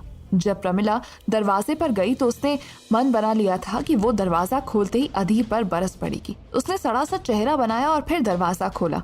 जैसे ही वो दरवाजा खोलकर अधीर को बुरा भला कहने लगी, तभी उसने सामने देखा और उसने अपने दांतों तले जुबान दबा ली और सोचने लगी कि अगर वो सामने खड़े इंसान को अधीर समझकर चिल्लाना शुरू कर देती तो क्या होता।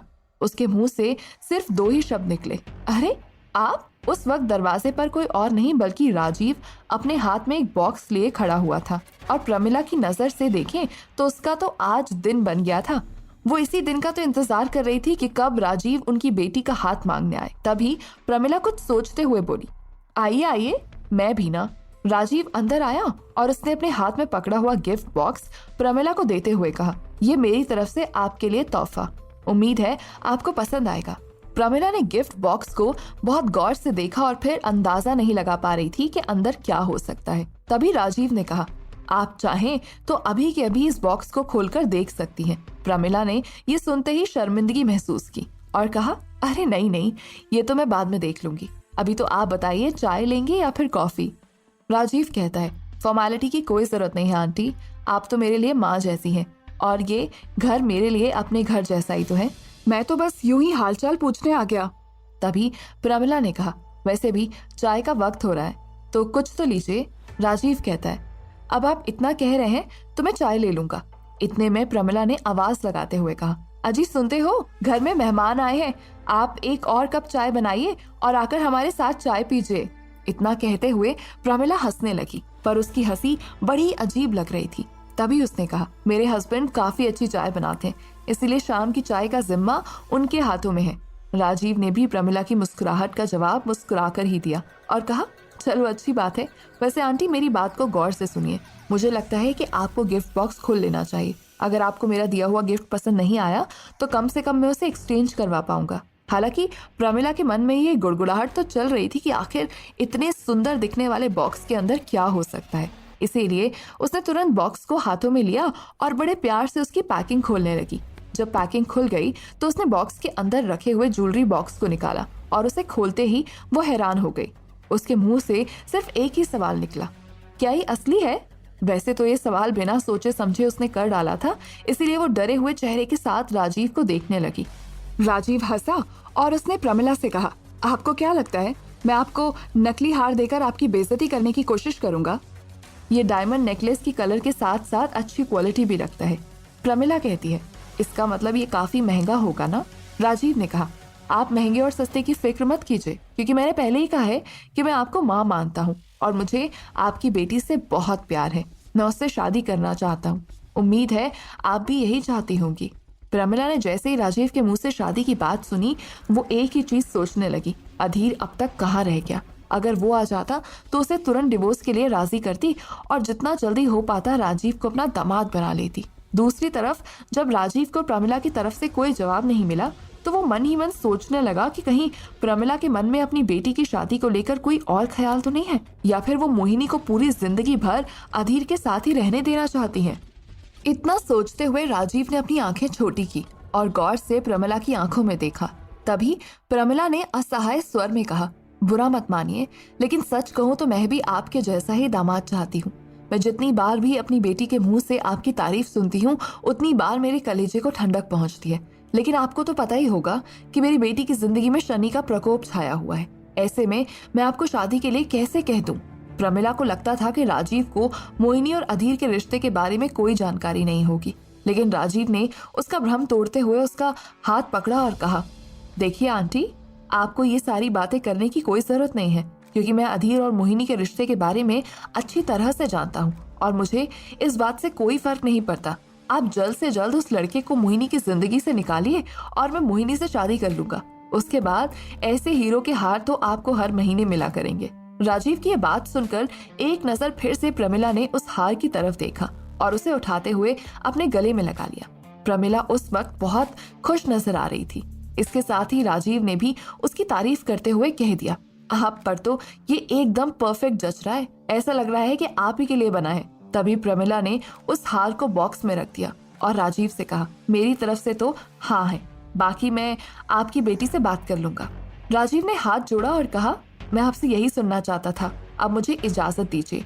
तभी प्रमिला कहती है, इतनी जल्दी क्या है, चाय बन रही है, आप बस 2 मिनट रुकिए। तभी प्रमोद जी 3 कप चाय ट्रे में लेकर किचन से बाहर आए।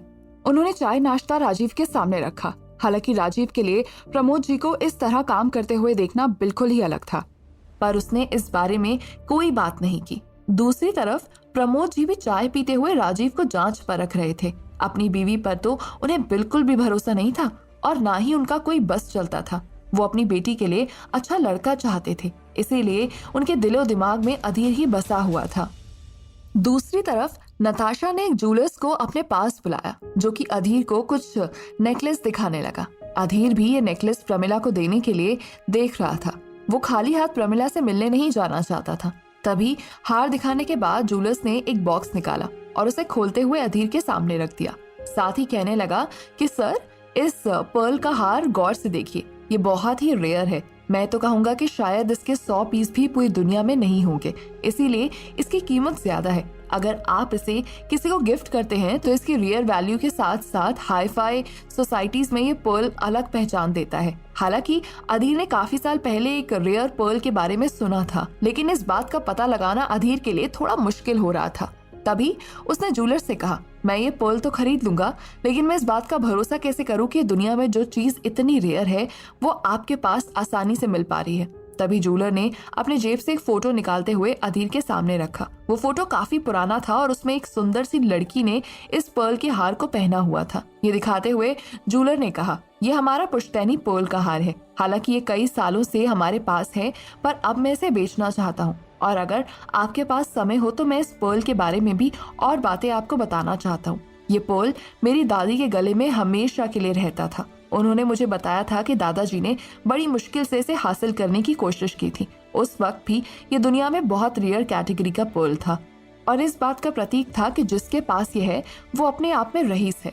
अधीर पूछता है, अगर इसमें इतनी खूबियां हैं तो आप अपने पास क्यों नहीं रख रहे हैं? वैसे भी ये आपका खानदानी पर्ल है। ज्वेलर्स ने कहा, कोई भी इंसान अपनी खानदानी चीजों को खुद से दूर नहीं करना चाहता, लेकिन आपको क्या बताऊं, सरकार ने इस वक्त हमारा कितना बुरा हाल कर दिया है। अगर मैंने ये हार नहीं बेचा तो मेरे पास कुछ नहीं रहेगा और इसकी कीमत आप जैसा ही कोई इंसान दे सकता है।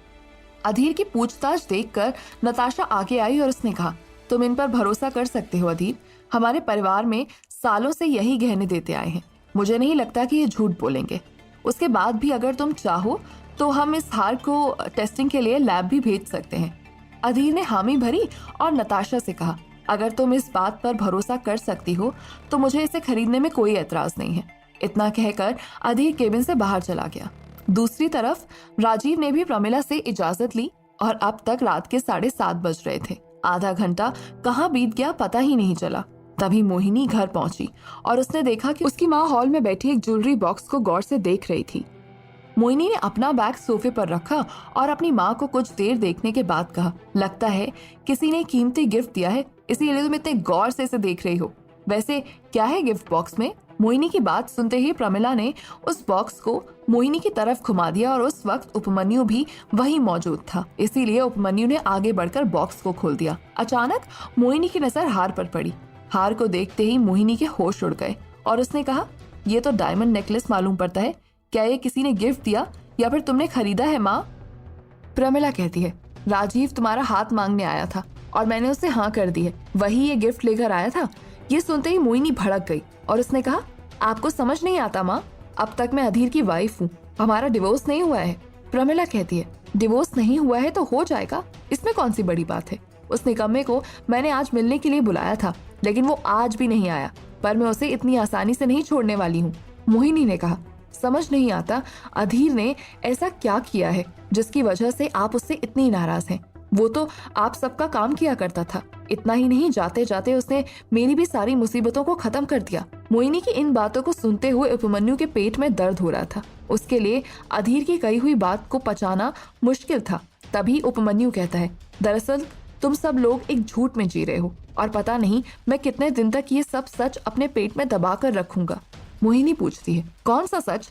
उपमन्यु ने कहा, मैंने अधीर को फोन किया था और 100 करोड़ वाली बात पूछी। तब उसने मुझे बताया कि वो 100 करोड़ राजीव ने उसे दिए हैं और डिवोर्स पेपर पर साइन करने के लिए कहा था। राजीव के कहने पर ही उसने वो पैसे तुम्हारे अकाउंट में भेजे। मोहिनी ये सुनते ही सोफे पर बैठ गई और उसे समझ नहीं आ रहा था कि ये कैसे सच हो सकता है। तभी उसने उपमन्यु से कहा, कुछ चीजों को मजाक में ना ही लो तो अच्छा है। उपमन्यु कहता है, ये मैं मजाक नहीं कर रहा हूँ, सच्ची कह रहा हूँ।